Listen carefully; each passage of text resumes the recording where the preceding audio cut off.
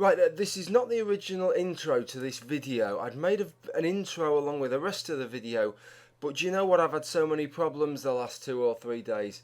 I reinstalled Windows, upgraded in fact to Windows 7 64-bit over Christmas time. I've had to reinstall my software, webcam, capturing software, editing software. None of it seems to work together anymore. So this is a little bit of an appeal for help. If you make videos in high definition, especially if you've got a Microsoft lifecam cinema, because that has its own inherent issues, which is that if you put the software on your computer that comes with the webcam, it limits it, it gimps it to 15 frames a second rather than 30 frames a second. So you have to use some external software. At the moment I'm using Virtual Dub.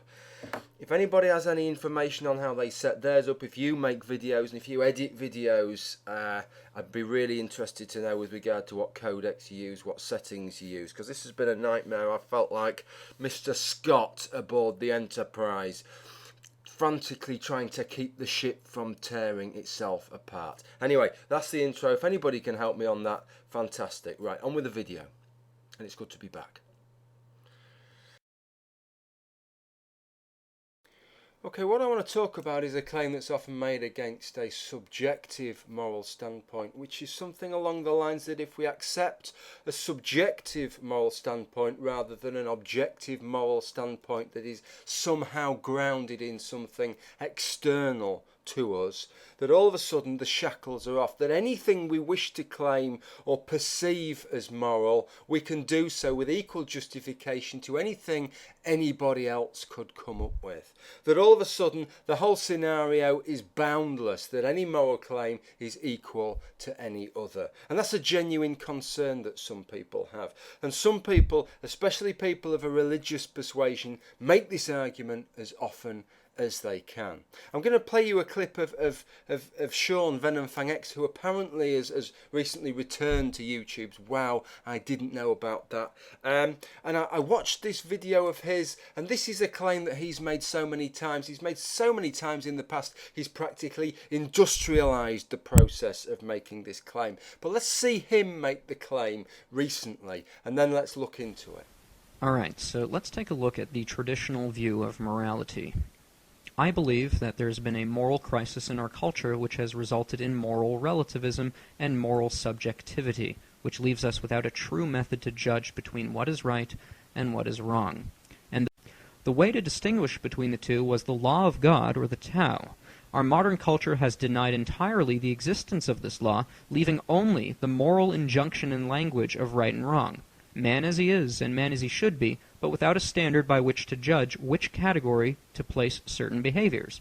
Therefore, when we observe that man is a homosexual or a heterosexual, a murderer or a savior, a pedophile, a rapist, a thief, how do we know which category to put it in?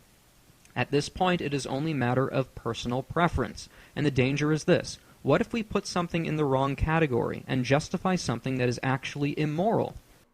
Okay, well I'm sure even if you hadn't seen that clip of Shawn's video, that's an argument you've heard a dozen times before. And on those grounds alone, this video, I think, is justified, it's worth making.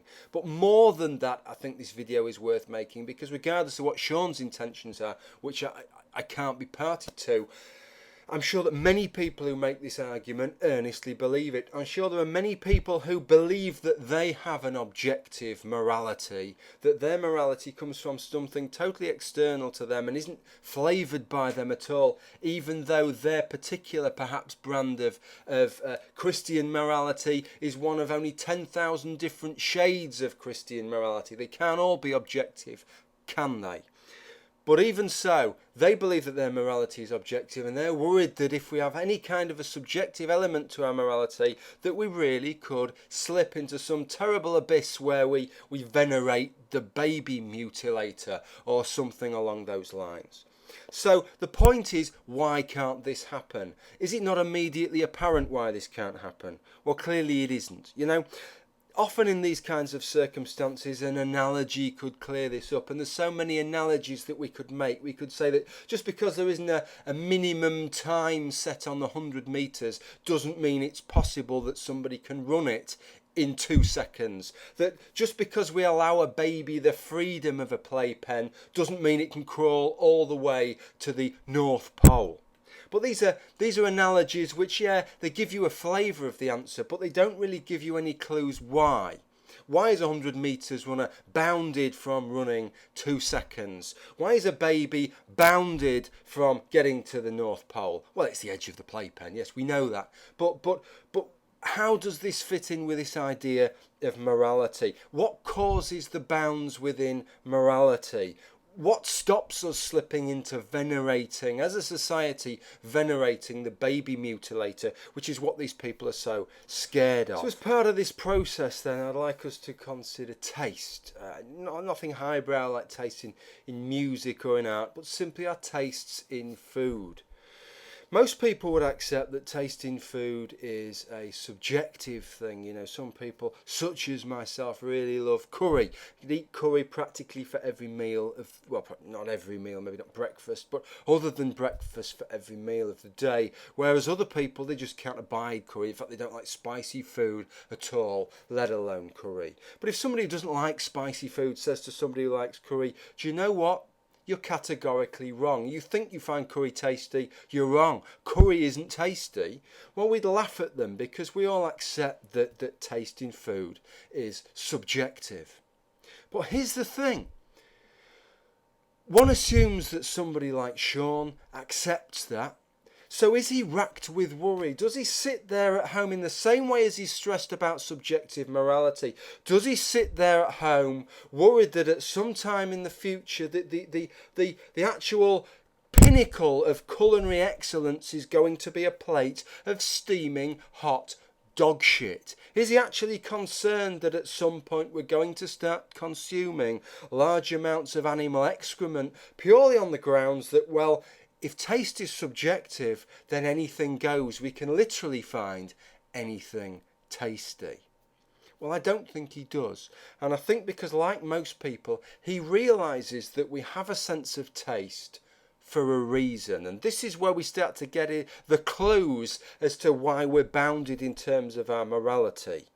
We have taste for a reason, and one of the reasons we have taste is to actually preclude us from eating things which are going to be injurious to ourselves. That actually stops us doing ourselves harm. We actually eat for our benefit, not to eat things that could be dangerous, that could be fatal to us. Eating dog shit is just one of those things. The very reason we have taste buds, the very reason we have a sense of smell, is to stop us eating things such as dog shit. So whilst we all accept that sense of taste is subjective, that doesn't mean it's unlimited. It doesn't mean that we can find anything tasty. Theoretically we could. We know that some flies find dog shit wildly tasty. They're attracted to the aroma. They can't wait to land on that dog shit and start eating away. And maybe if our digestive system was the same as the flies, then we would be predisposed to find dog shit tasty. And yes, I would accept that if all people did find dog shit tasty, then dog shit would be tasty because it is subjective. But practically speaking, that is a position that we can never attain. I was going to say hope to attain, but we wouldn't want to hope to attain it, I don't think. So this is the point then. In just the same way that taste is subjective, but inevitably bound in by our innate predispositions, our instincts, morality is exactly the same. We are an evolved primate, and this has given us innate instinctive genetic predispositions, desires, things that we find acceptable and things that we don't. Sure, the odd person is going to slip through the system that has a different moral standpoint to the rest of us, that jars with the rest of us, just as the odd dog shit eater will slip through the net, but that will always be the exception. Evolution has guaranteed that would always be the exception. And so whilst in theory we may suggest these hypothetical situations where if everybody agreed that baby mutilation was good, that it would be good, or that if dog shit tasted nice, that it did taste nice, Practically speaking, these are scenarios that we could never arrive at. Mother Nature makes sure that we can never arrive at these scenarios.